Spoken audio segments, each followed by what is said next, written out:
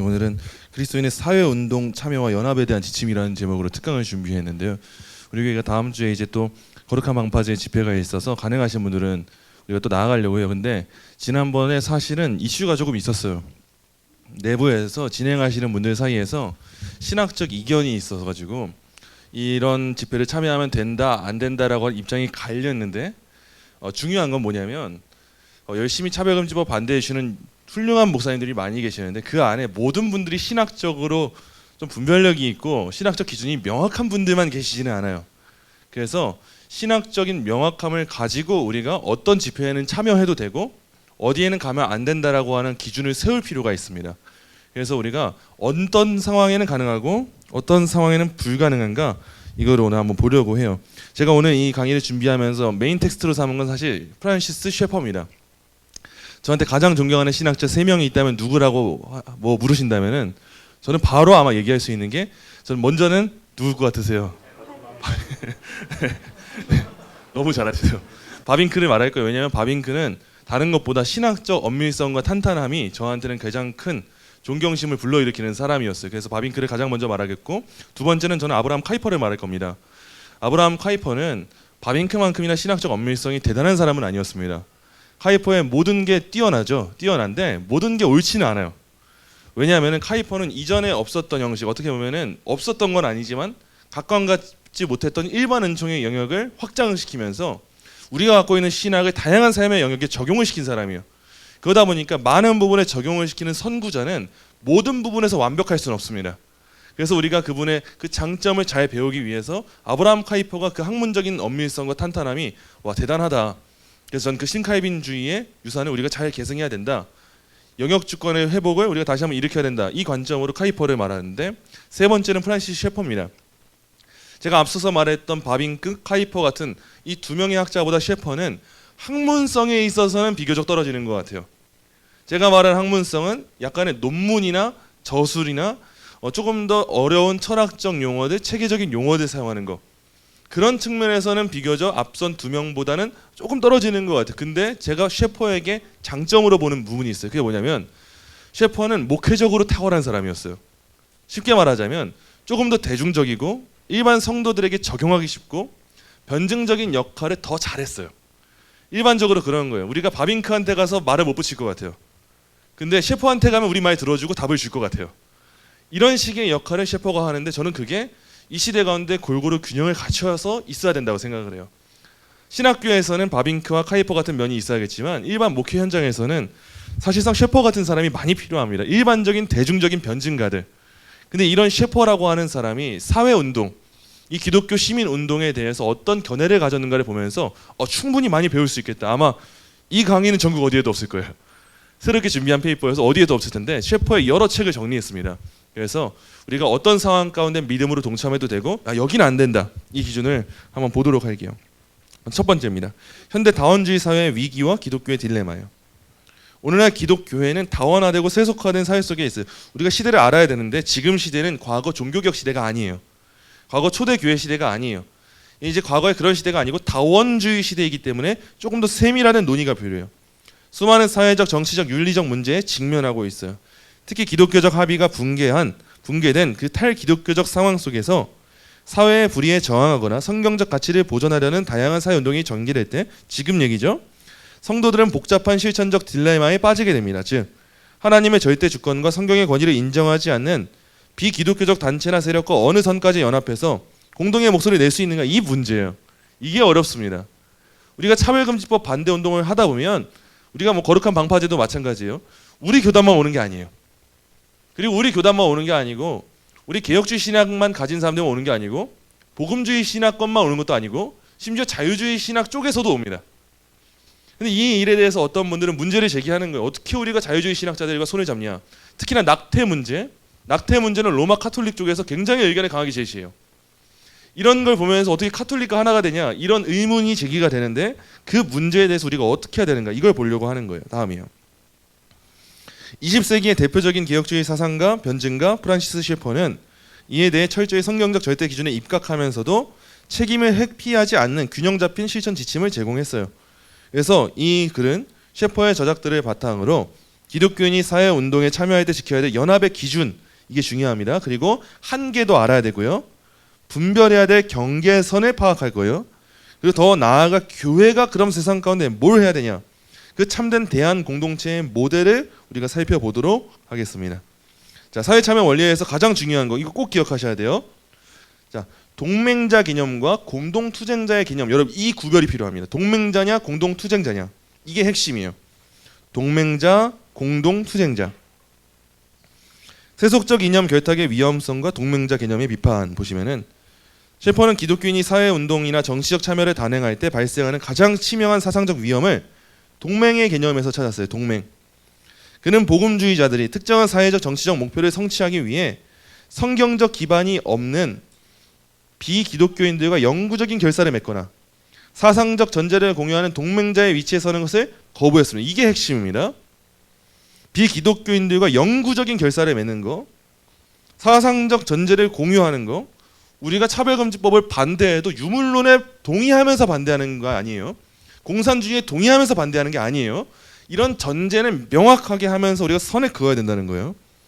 현대사회 정치 지형 속에서 모든 세속적 이념은 결국 인간의 자율성을 극대화하려는 인본주의적 뿌리에서 파생된 거예요. 그래서 한편으로는 우리 기독교적 가치관이 비교적 보수 정치관과 많은 부분 일치하지만, 그러나 이 세상의 이념과 철학은 온전히 성경적이진 않아요.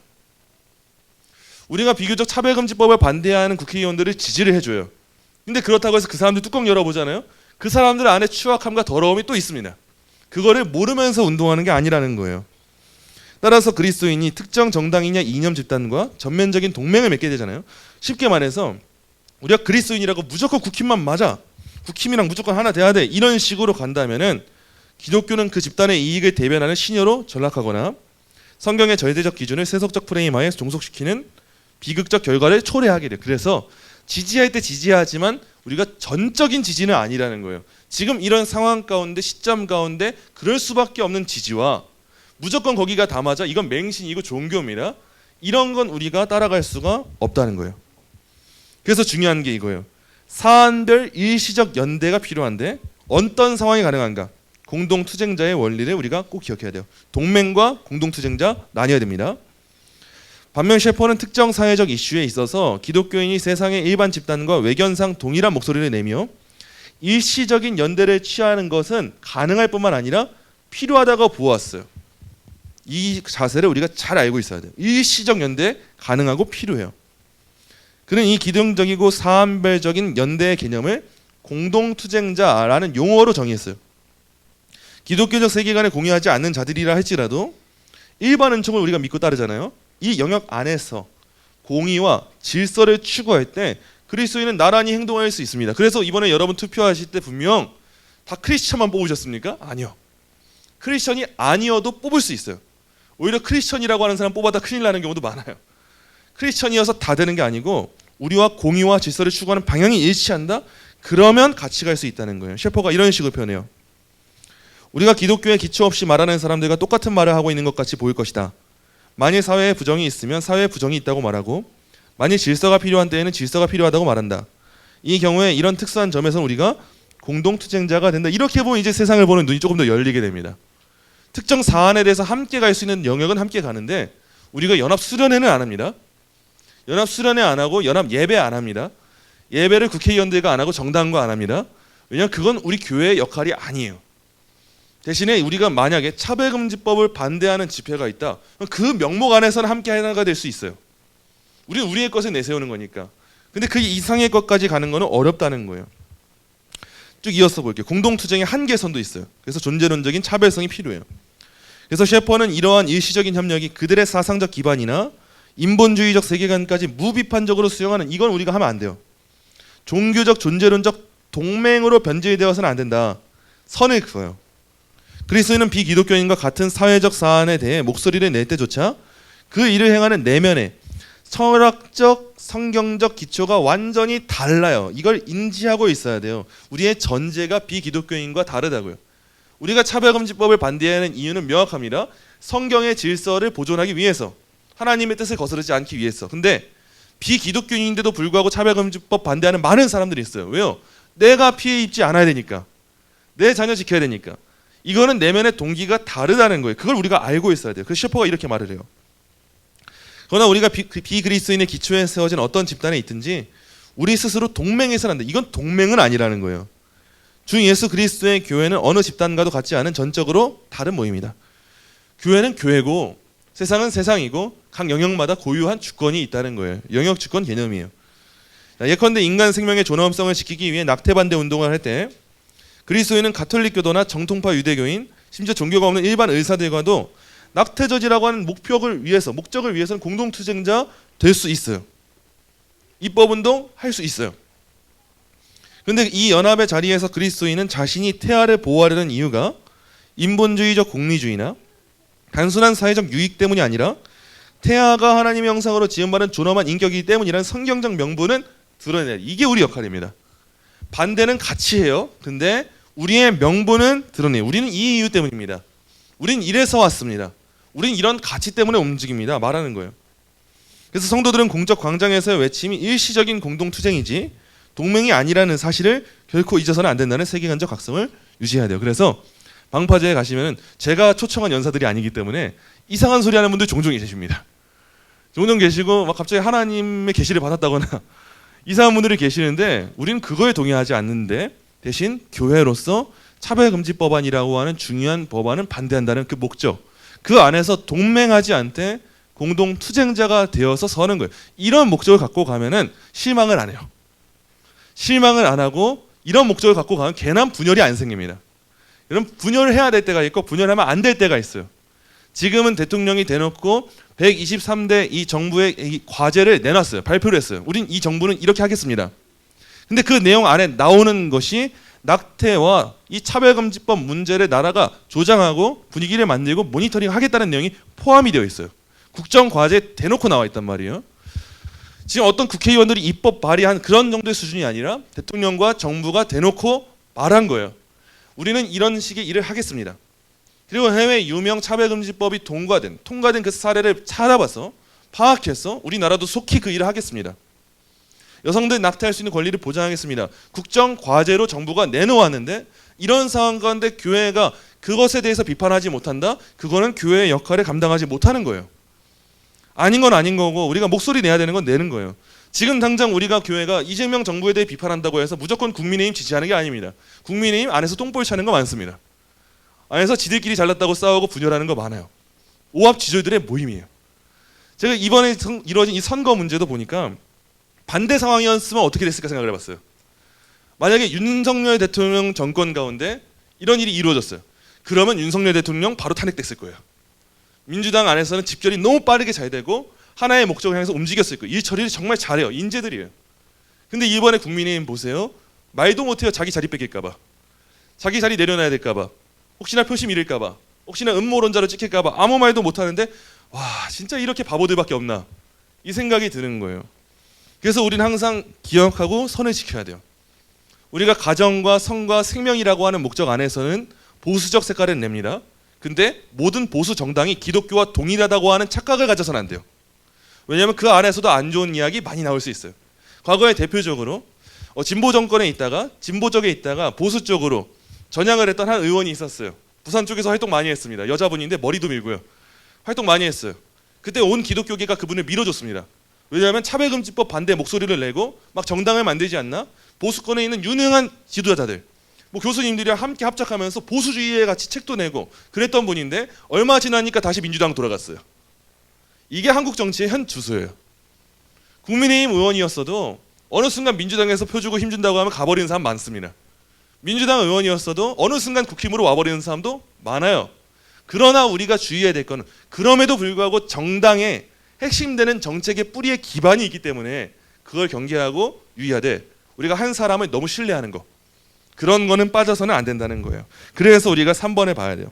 종교적 연합의 한계예요. 자유주의 신앙 및 무분별한 포용주의에 대해서는 우리가 진단을 내려야 돼요. 공적 광장에서는 이 사회 참여를 넘어서서 교회의 영적 권위와 신앙적 신앙 고백이 걸려있는 종교적 연합에 이를 때 결국 교회가 모이잖아요. 행사 가운데. 셰퍼의 태도는 한층 더 엄격하고 단호해집니다. 그는 현대 교회의 가장 큰 위기가 교리적 순결성을 양보하면서 외형적 하나됨만을 추구하는 무분별한 포용주의래요. 그리고 에큐메니칼 운동에 있대요. 그런 것들의 특징이 뭐냐? 특히 성경의 역사적 사실성. 지금도 안 믿는 사람들 많습니다. 성경의 역사적 사실성과 명제적 계시, 영감과 무호성을 부정하는 자유주의 신학자들, 이들과 종교적 연합을 도모하는 행위는 교회 존립 기반을 스스로 붕괴시키는 어리석음이에요. 이들과 연합해서 교회가 세력이 커진다? 그게 전부가 아니에요.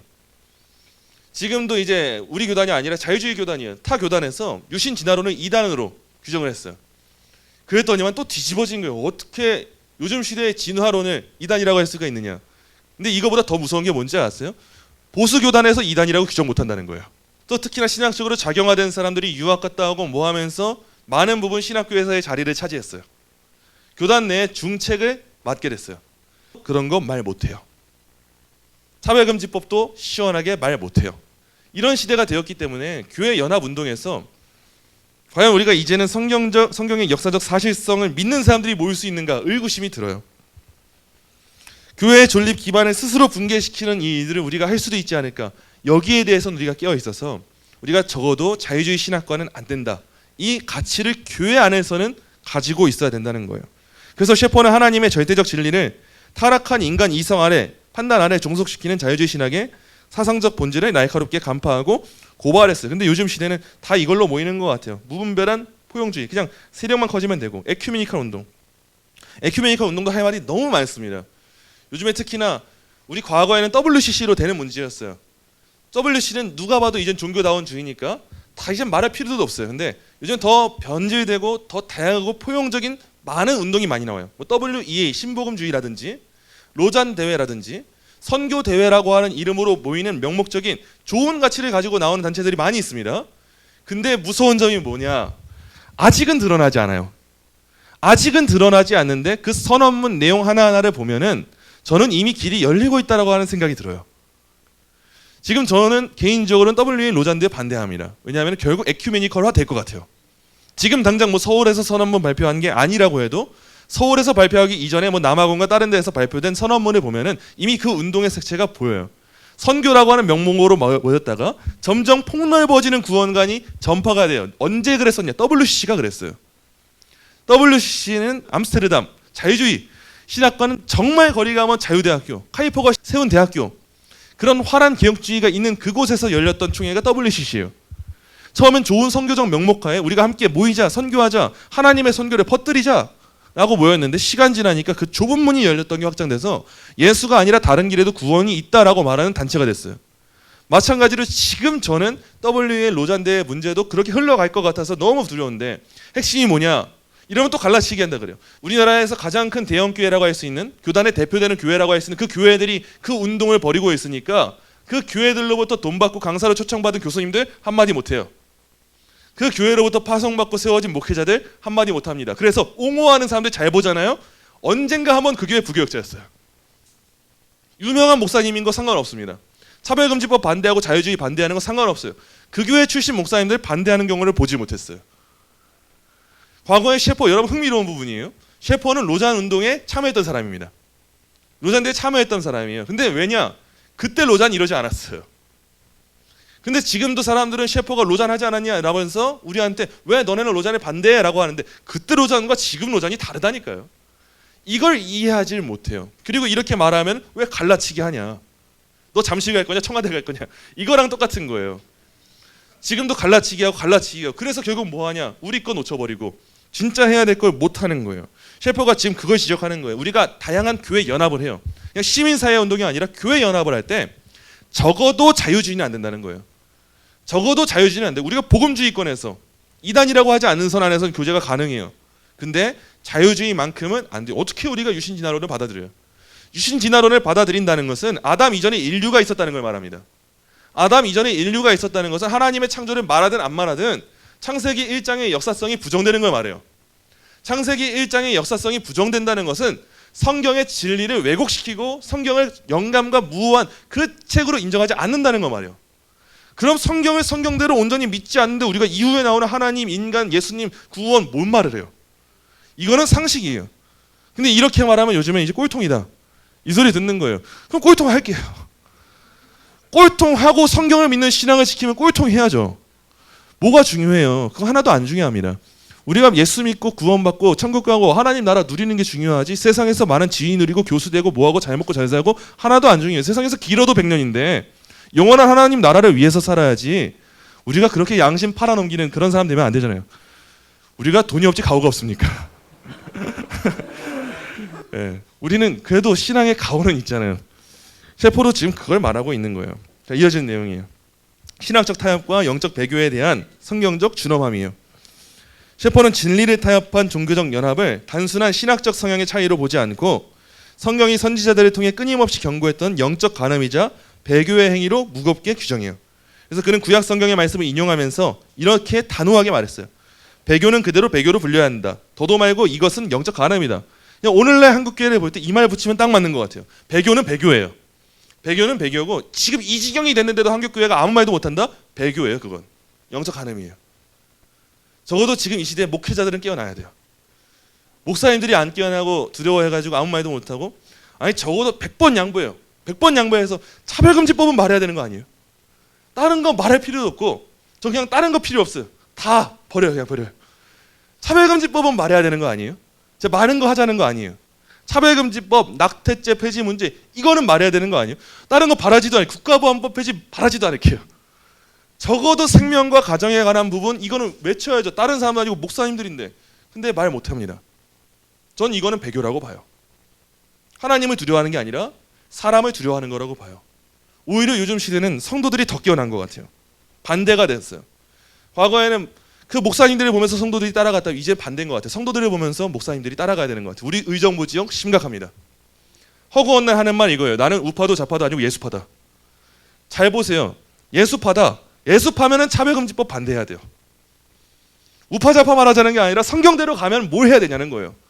성경대로 가면 말해야 될 게 있는데 말하지 않는다? 그건 따질 필요가 없죠. 그게 영적 간음이죠. 그래서 셰퍼의 분석에 따르면 역사적 정통을 저버리고 현대 인본주의 사상과 타협할 혼합주의로 나아가는 자유주의 신학은 유대인들의 우상 숭배보다 더 사악한 거예요. 대놓고 하는 것도 아니니까 더 사악하다는 거예요. 과거 이스라엘 백성들은 바알과 아세라 같은 가시적인 우상을 숭배함으로써 징계를 받았는데, 현대의 배교적 신학이 뭘까 보니까 현대는 이건 것 같아요. 하나님의 말씀 자체를 해체하고 지워버림으로써 인간 스스로를 신의 자리에 올려놓는 거. 이게 현대적 배교인 것 같아요. 해야 할 말을 교회가 안 하잖아요. 그러면 인간이 신의 자리에 올라간 겁니다. 하나님이 우리한테 말하라고 하시는 걸 말하지 않으면 우리가 하나님 자리 꿰차는 거예요. 시대가 생명을 경시 여기는데도 불구하고 교회가 생명을 중요하게 안 여겨요. 그게 우리가 하나님의 자리에 올라가는 거예요. 교회는 빛과 소금이에요. 빛은 어둠을 달아나게 합니다. 불이 켜지는 그 순간 다 어둠이 달아나요. 불이 켜지니까 오늘 몽글몽글하지 않으세요? 노란불이 또 오후 시간 되면 이제 쥐약일 거예요. 노란불이 잠을 그렇게 오게 한대요. 노란불이 이제 여러분 주무시기 전에 노란불을 켜놓으세요. 그래야 수면에 좋아요. 이게 빛이 오니까 어둠이 사라지잖아요. 소금이 들어가면 음식이 짜집니다. 맛을 내요.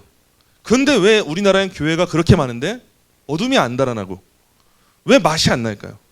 이건 둘 중 하나겠죠. 세상이 너무 강한 어둠이고 너무 맛이 밍숭맹숭하거나 더 넣어야 되거나 우리가 소금을, 그게 아니라면 일반적으로는 전 이렇게 의심이 들죠. 교회가 빛의 역할을 못하고 소금의 역할을 못하니까 대한민국에서 교회만 깨어나도 됩니다.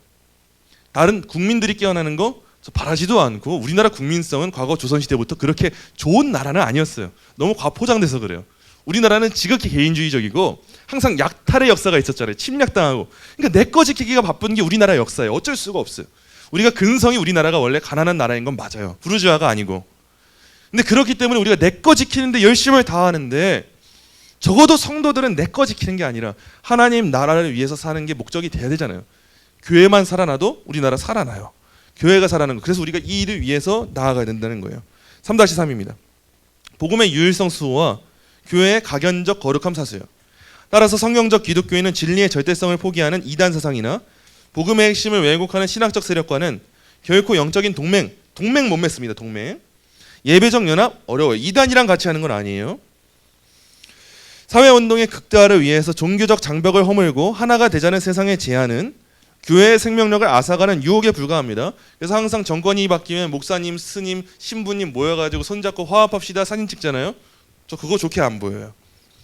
그리스도인은 오히려 그들의 비진리와 단호히 결별하고 명확한 교리적 선을 그음으로써 세상 속에서 교회가 지녀야 될 마땅한 신실성과 영적 거룩함을 파수해야 돼. 교회는 그냥 교회로 있으면 되지 다른 일 할 필요가 없다는 거예요. 자, 그럼 이제 기독교가 어떻게 해야 되는가? 대안이에요. 실험 공장으로서의 교회. 자, 그렇다면 기독교인들은, 그리스도인들은 외부 세계의 왜곡된 구조와 비인관화라는 질병에 대해 어떠한 방식으로 정당한 사회적 대안을 제시하고 참된 연합을 선포해야 하는가?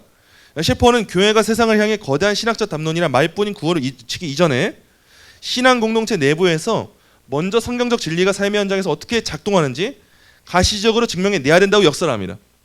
신학자들이 흔히 세상을 바꾸자라고 말하면 세상이 바뀌어야 돼, 이렇게 해야 돼 말할 것 같잖아요. 근데 가장 먼저는 우리부터입니다. 교회가 차별금지법 반대하는 건 너무 중요한데 교회가 성적으로 타락해 있으면 뭐가 중요하겠어요? 교회 안에서 가정이 깨어졌는데 낙태 반대한다? 뭐가 중요하겠어요? 세상에 보고 콧방귀 치겠죠. 그래서 교회가 먼저 가시적으로 드러나야 돼요.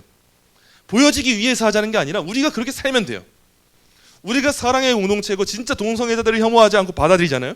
그러면서 말하면 돼요. 근데 너무 왜곡된 형태로 우리가 운동을 할 때 세상이 반감이 드는 거예요. 이거는 인정해야 되죠. 한국교회가 실제로 잘못한 부분도 많이 있습니다. 그래서 우리는 잘하면서 말하자는 거예요. 잘하면서. 셰퍼는 이 실천적 대한 공동체의 모델을 실험 공장이라고 하는 독창적인 개념으로 설명을 해요. 이게 뭔가 보니까 실험 공장이란 거대한 규모의 본 공장을 전면적으로 가동하기 전에 그 설계와 기술적 가능성이 실제로 타당한지를 입증하기 위해 시범적으로 짓는 소규모 공장이에요. 이게 교회 역할이라는 거예요. 대규모 공장을 운영하기 전에 이게 진짜 가능한지 시범 운영해보는 공장, 그게 교회라는 거예요. 교회가 바로 이 어두운 역사 속에서 하나님의 나라와 성경적 정의가 실제로 실현 가능하다는 것을 미리 보여주는 시범적 대안 사회가 되어야 된다는 거예요. 셰퍼는 기독교 공동체의 실천적 소명에 대해 이렇게 말해요. 그리스도인의 집단은 각각 현재 상황에서 무엇인가 해낼 수 있다는 것을 보여주는 시험 공장, 다른 말로 실험 공장, 이런 곳이라는 거예요. 요컨대 우리가 제대로 시작하기만 하면 된대요. 현대 인본주의 사회는 계급, 인종, 빈부, 세대 간의 갈등을 해결하려다 실패해서 극심한 비인간화와 소외를 겪고 있어요. 이런 세상 속에서 교회는 세속적 연합 방식에 의존할 게 아니라 교회 내부에서 먼저 성경적으로 살면 돼요. 청년들 비혼주의가 많아진다? 그럼 교회는 결혼하고 싶은 가정들을 많이 보여주면 돼요. 와, 저 집사님들 가정을 보니까 너무 결혼하고 싶어. 이걸 보여주면 돼요. 그러려면 교회에서 가장 먼저 뭐 해야 됩니까? 아내 욕 남편 욕 안 해야 돼요. 교회에서 먼저 우리가 행복하고 깨복으면서 살아야 돼요. 그래야 비혼의 문제가 해결되지. 그냥 결혼은 하나님이 세우신 재정인 언약이고 한 남자와 한 여자만 만나는 거고 남자로 태어났으면 여자로 태어나서 사람이면 결혼 한번 하고 애는 낳아야지. 이러면은 이렇게 말할 때 꼰대 소리 듣는 거 그건 조금은 이해돼요. 우리 실제 삶으로 보여주지 않으면서 말뿐인 신앙 그러면 안 되잖아요. 차별금지법을 반대하는데 우리가 맨날 사람들 비판하고 혐오하는 사람이에요. 그렇게 사랑하지 않는 사람인데 혹시나 나한테 피해 입을까 봐 차별금지법을 반대해요. 그럼 세상이 보면서 우리를 뭐라고 생각하겠어요? 저 왜곡된 사람들 너네나 잘하지 그러지 않겠어요? 그 소리는 들으면 안 되잖아요. 그래서 우리는 가시적 공동체성을 보여주면서 사회적 메시지의 정당성을 확보해야 돼요. 교회가 단순히 주일 예배만 드리는 종교적 공간에 머무는 게 아니라 성도들의 구체적인 삶의 자리에서 소외된 이웃의 고통을 분담하고 실질적인 거예요. 미혼모나 장애인 가정을 실질적으로 품어 안으며 이래야 낙태 문제 말할 수 있죠. 물질과 마음을 나누는 실질적인 대안이 될 때 그때 세상이 교회를 주목해. 세상이 못하는 걸 해야 주목하지 세상이 다 하는 거 한다고 주목하지 않습니다. 우리가 비교적 많이 모여서 기도하는 거 좋지만 수가 많이 모였다고 해서 세상이 우리를 주목하는 건 아니에요. 우리가 진짜 교회답게 살고 있느냐 안 있느냐, 어떻게 교회는 저렇게 다를 수 있지? 이 모습을 보여줄 때 세상이 깜짝 놀라는 거예요. 세상 사람들이 그리스도인들의 차별 없는 인격적 관계와 헌신적 돌봄을 목도하면서 보라 저들이 얼마나 서로 사랑하는가 이렇게 감탄할 수 있는 가시적 위치에 서야 돼요. 우리가 낙태 반대 운동을 할 때 누굴 보면서 우리가 감사하고 놀랍니까? 베이비박스 목사님. 그 베이비박스 목사님을 보면 우리가 어떻게 감탄하지 않을 수가 있겠어요. 단순히 우리가 말로만 낙태하면 안 돼, 낙태하면 안 돼, 낙태는 살인이야 말하면서 위협감만 주고 하는 게, 혐오하는 게 아니라 실제로 그 생명을 살리기 위해서 못 키우겠으면 여기 애라도 맡기고 가세요. 저희가 돌보고 입양 보내고 할게요. 생명을 살리는 조금의 일이라도 하잖아요. 그리고 본인도 실제 아이들을 입양해서 키우잖아요. 이런 분들한테 세상이 어떻게 뭐라고 말하겠어요. 이런 분들을 세상이 비판하지 못해요. 근데 교회가 그런 공동체가 돼야 돼요. 세상이 봐도 교회는 다르다, 감히 말 못하겠다, 우리가 어떻게 교회한테 말할 수가 있어, 우리가 무슨 자격이 있어, 이런 공동체가 되어야 된다는 거예요. 그래서 이처럼 교회 안에서 성취된 대한 사회학적 결과물이 존재할 때에 교회가 공적 광장에서 불의한 국가나 세력을 향해 외치는 사회적 메시지와 공동 전선의 사역이 세상 속에서 진정한 영적 도덕적 정당성을 획득하게 돼요. 그래서 우리가 진짜 연합을 하기 위해서는 두 원리를 기억해야 돼요. 순결과 사랑. 이러한 대안적 실험 공장으로서의 교회가 정체성을 잃지 않고 세상 속에서 공의를 실천하기 위해 셰퍼는 균형 있게 적용되어야 할 두 가지 성경적 원리를 제시합니다. 그건 바로 교리적 순결과 형제애적 사랑이에요. 셰퍼는 성경의 가르침은 명백하다. 그리스도의 신부로서의 교회는 교회 자체의 순결과 신실성을 유지해야 한다. 이렇게 전제한 다음에 이 두 가지 상호 보완적 원리를 이렇게 규정을 해요. 1. 교리 및 생활과 관련하여 각연적 교회의 순결성을 실천하는 원리. 2. 신분과 처한 위치와는 상관없이 모든 진정한 그리스도인들이 주목할 만한 사랑과 하나됨을 실천하는 원리다. 이게 우리 교회에 있어야 되고 이게 한국 교회에 있어야 돼요. 다음 파트입니다. 분리된 원리의 파국적 결과와 성령 의존적 실천. 셰퍼는 타락한 인간의 본성이 이 두 원리를 고의로 분리하여 어느 한쪽만을 극대화할 때 참혹한 영적 파국과 왜곡이 발생한다고 준엄하게 경고합니다. 인간의 육신적 지혜로는 진리 사수와 사랑의 실천을 동시에 해낼 수가 없고 어렵기 때문이에요. 그래서 이렇게 말해요. 육신적으로는 우리가 사랑 없는 순결이나 순결 없는 사랑을 강조할 수 있지만 우리는 두 가지를 동시에 강조할 수는 없다. 자, 만약 교회가 교리의 순결성만을 외치고 형제를 향한 눈에 보이는 사랑을 잃어버린다면 그 공동체는 차갑고 율법적이고 교만해져서 세상의 영혼들을 쫓아내는 칼이 될 거예요. 반대로 평화와 연합이라는 명목하에 사랑만을 강조하고 진리의 경계선을 허물어 버린다면 그것은 참된 사랑이 아니라 기독교의 본질을 배반하는 단순한 타협주의에 불과해요. 그래서 셰퍼는 성도들이 매 순간 성령을 의지하지 않으면 이 균형을 지킬 수 없다를 이렇게 말해요. 그렇게 하지 않으면 순결에 대한 강조는 딱딱하고 교만하고 율법적인 것이 된다. 마찬가지로 그렇게 하지 않을 때 사랑에 대한 강조는 단순한 타협이 된다. 그래서 우리가 성령님을 의지하기 위해서 뭘 하는 거냐? 그래서 기도가 필요한 거예요. 그래서 기도하면서 늘 하나님 제 힘으로는 감당할 수 없사오니 내 안에 내주하고 역사하신 성령님 이끌어 주시고 역사해 주시고 온전한 균형을 갖추게 하여 주시옵소서. 이렇게 기도를 하는 거예요. 자, 그리스도인의 참된 연합은 진리를 해체하는 자유주의의 비진리나 생명을 격화하는 세속주의 세력 앞에서는 단호히 교리의 순결성을 파수한 일에서 시작합니다. 교리가 먼저 서는 게 우선이에요. 근데 동시에 성경의 절대 권위와 복음의 핵심을 믿는 참된 형제들 사이에서는 사소한 교파적 장벽과 사회학적 신분, 인종적 차이를 초월해서 세상이 눈으로 직접 확인할 수 있는 각연적 사랑을 실천해야 돼요. 이게 바로 셰퍼가 온 힘을 다해 부르짖었던 성경적 연합의 본질이자 세상을 변화시키는 강력한 교회의 영적 주도권이에요. 결론입니다. 두 가지를 다 극복해야 돼요. 배타주의, 타협주의. 셰퍼의 세계관과 이 사회관에 따르면은 오늘날 거대한 세속화의 도전 앞에 선 기독교인의 사회 참여와 연합운동은 고립주의적인 배타주의도 안 돼요. 교회 안에만 갇혀 있는 것도 역할을 안 하는 거예요. 맹목적인 타협주의도 역할을 제대로 못하고 있는 거예요. 이런 건 다 우리가 거부해야 돼요. 기독교인은 무조건적으로 세상과 문을 닫아놓고 도피하는 영적 나태함을 회개해야 되고요. 동시에 사회적 공유와 생명 존중, 약자 보호라는 선한 목표를 성취하기 위해서라면 비기독교인들과도 공동 투쟁자로서 지혜롭고 폭넓게 협력하는 역동성을 발휘해야 돼요. 이게 너무 어려워요. 이 선을 찾는 게 너무 어려워요. 그래서 우리가 가장 먼저 우선해야 되는 게 뭐냐? 교리를 확실하게 아는 거예요. 우리 것이 먼저 확실하게 알아야 우리가 어디까지는 보호할 수 있고 어디까지는 함께 할 수 있는지를 이해할 수가 있게 돼요. 이런 공적 연대의 과정 속에서 우리는 성경적 세계관과 그리스도의 유일한 주대심을 양보하거나 인본주의적 이념의 전제에 동조하는 사상적 동맹을 맺는 우려 범하면 안 돼요. 그런 것들과 동맹 안 됩니다. 영적이고 신학적인 경계선에 있어서는 진리를 훼손하는 배교적 물결과 명확히 선을 그어서 교회의 각연적 순결성을 지키되 진리 안에 거하는 참된 복음주의적 형제들이 세상이 보고 놀랄 만한 헌신적인 각연적 사랑을 시공간 속에서 실천해야 돼요. 이처럼 교리의 순결성과 공동체의 사랑을 동시에 성취하여서 분기하는 이 세상 속에 대안적인 실험 공장으로 우뚝 서서 참된 인간성의 아름다움을 증명해내는 것. 이게 바로 현대 기독교회가 걸어가야 될 성경적 사회 참여이자 연합의 참된 길이라고 할 수가 있어요. 그러면 이제 이해가 되겠죠? 거룩한 방파제에 가잖아요. 신학이 우리와 다 동일하지 않습니다. 근데 우리는 딱 한 가지 목적이에요. 공동투쟁자로서 차별금지법 반대.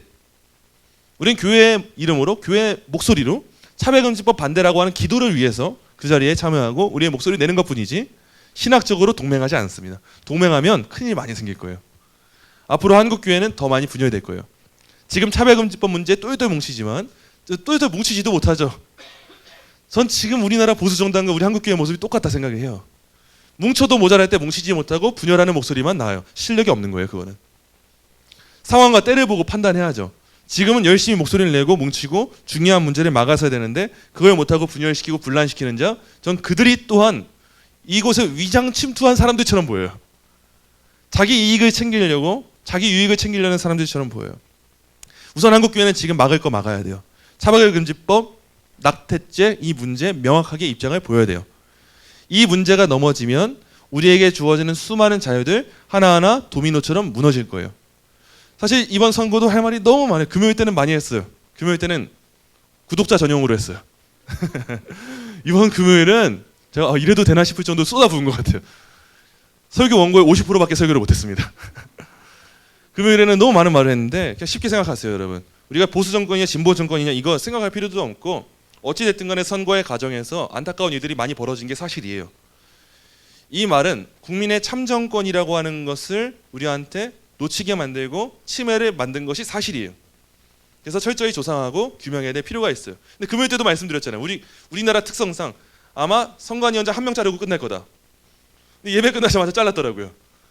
근데 그런다고 나라가 바뀌고 뭐 바뀌겠어요? 그 선관위라고 하는 데가 뭐 바뀌겠어요? 근데 적어도 우리가 이 참정권이라고 하는 거에 중요한 가치를 두는 이유가 뭐냐? 하나님이 우리 국민들에게 자유를 주실 때 우리 국민들의 손으로 백성들의 손으로 위정자를 뽑을 수 있는 권리를 누가 주셨냐? 하나님이 주셨어요. 근데 국가가 어떤 이유가 되었건 국가기관이 어떤 이유가 되었건 그 권리를 침범했다면 그건 세상이 우리한테 주신 권리를 침범한 게 아니라 하나님이 우리한테 주신 권리를 침범한 거예요. 이 문제가 한번 무너지게 되면 앞으로 수많은 문제들은 더 무너지고 더 무너지고 더 무너질 거예요. 그렇기 때문에 우리가 이런 문제에 있어서는 일반 국민성으로서도 목소리를 낼 수가 있어야 돼요. 정당하게. 절차가 온전하지 않았다? 여러분 말이 됩니까? 선거하러 갔는데 투표용지가 없어요. 투표용지가 없어서 몇 시간을 기다리고 돌아간 사람들이 있어요. 심지어 기다리다가 투표를 하래요. 근데 투표가 출구조사 결과가 이미 보도가 되고 나서 투표를 하래요. 그리고 나서 개표를 하러 가는데 투표용지를 옮기는데 투표용지 무슨 종이백 같은 데다 옮기고 있지 않나? 투표를 개표하는데 참관인이 없이 개표를 해요. 이거는 어떤 정권이 되었든 간에 문제예요. 이 문제를 지적하는 거는 이건 상식입니다. 이거는 보수냐 진보냐 차별금지법 찬성하냐 반대하냐 문제가 아니에요. 국민으로서의 권리가 무너지고 침해를 당했어요. 근데 우리가 여기에 목소리를 내는 이유가 뭐냐? 내 거 뺏겼잖아 이게 아니에요. 하나님이 주신 권리를 침해당했고 하나님께 그거에 대항한 거다 다름이 없어요. 근데 이런 참정권이 무너지면은 사실상 자유민주주의에서 자유라고 하는 단어가 많이 약해지게 됩니다. 이 자유라고 하는 단어가 왜곡되고 약해지게 되면 연이어 줄줄이 따라오는 용어들이 다 약해지게 돼요. 종교의 자유, 출판의 자유, 학문의 자유, 언론의 자유 이런 것들이 다 왜곡이 됩니다. 그게 다 우리의 곁에 들어올 때 신앙의 자유를 억압하는 방향으로 올 수밖에 없는 그런 안타까운 현실이 돼요. 그래서 우리는 이에 대해서 우리의 목소리를 내는 거고 이거는 어떤 정치적 프레임을 씌울 필요도 없어요. 극우냐 진보냐 뭐냐 말할 게 없이 이건 너무 명백한 사안이라서 그냥 국민이라면 알고 있어야 돼요. 이런 상황 우리가 살아가고 있어요. 얼마나 안타까운 시대입니까? 앞으로 많은 조사가 필요할 거예요. 근데 이 부정선거의 문제, 선거 과정에서의 그 많은 안타까운 문제 이건 철저하게 파악해야 되고 그 배후가 있었냐 없었느냐 이것도 알아봐야 되는데 전 역으로 생각할 때 민주당이었으면 일 처리 진짜 잘했을 것 같아요. 민주당은 힘이 있고 일 처리 진짜 잘하고 하나의 목적을 가지고 움직이는데 정말 잘합니다. 어떻게 보면 더 인격적이에요. 근데 이런 와중에도 국민의힘 금요일 때 머저리라고 했던 것 같아요.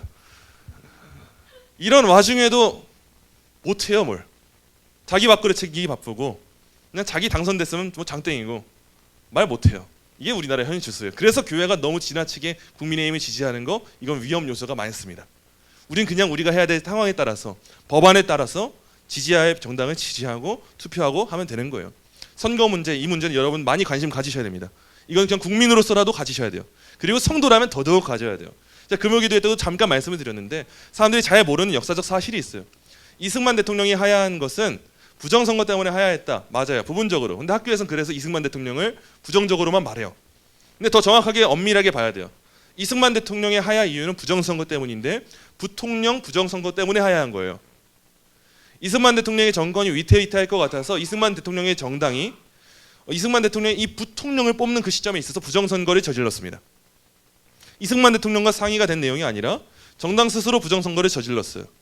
이런 상황 가운데 일반적인 대통령이라면 아마도 그 부통령만 면해지게 하고 나와는 모르는 일이와 끝났을 건데 이승만 대통령이 그때 하야를 합니다.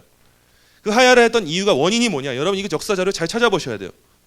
자유민주주의 국가에서 선거가 무너지는 것은 말도 안 되는 일이기 때문에 하야한다는 거예요.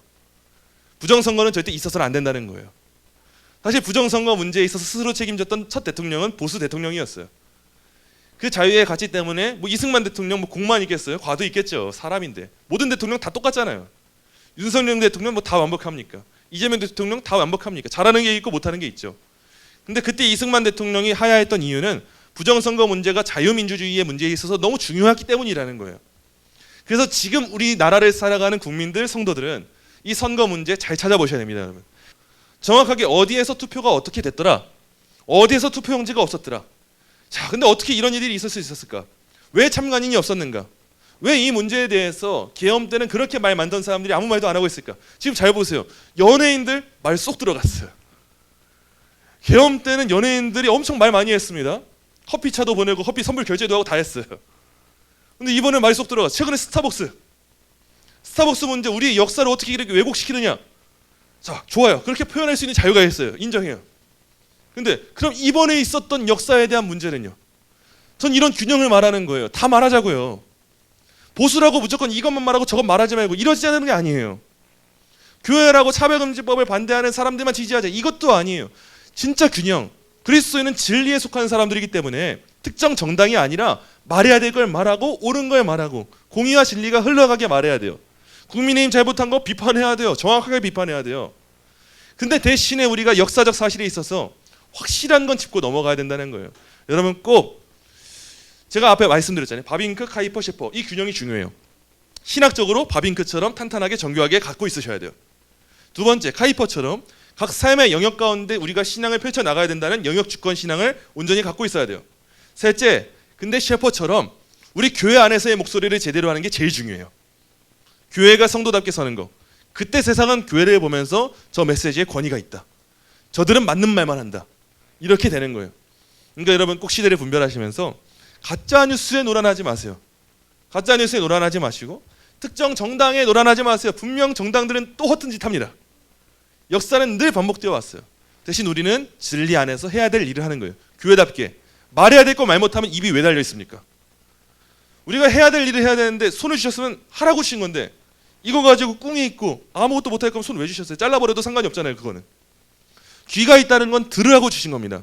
시대 가운데 들어야 될 내용은 들으라고 주신 건데 닫혀 있을 거면 귀를 왜 달고 다니냐고 장식이냐고요. 귀를 열어야죠. 귀 열고 들을 거 듣고 입을 열고 말할 거면 말해야 돼요. 남들의 비판 상관은 없어요. 선거 문제, 참정권 문제 이거는 충분히 국민으로서 지켜야 돼요. 권리 너무 중요합니다. 자유민주주의에서의 자유, 종교의 자유 너무 중요해요.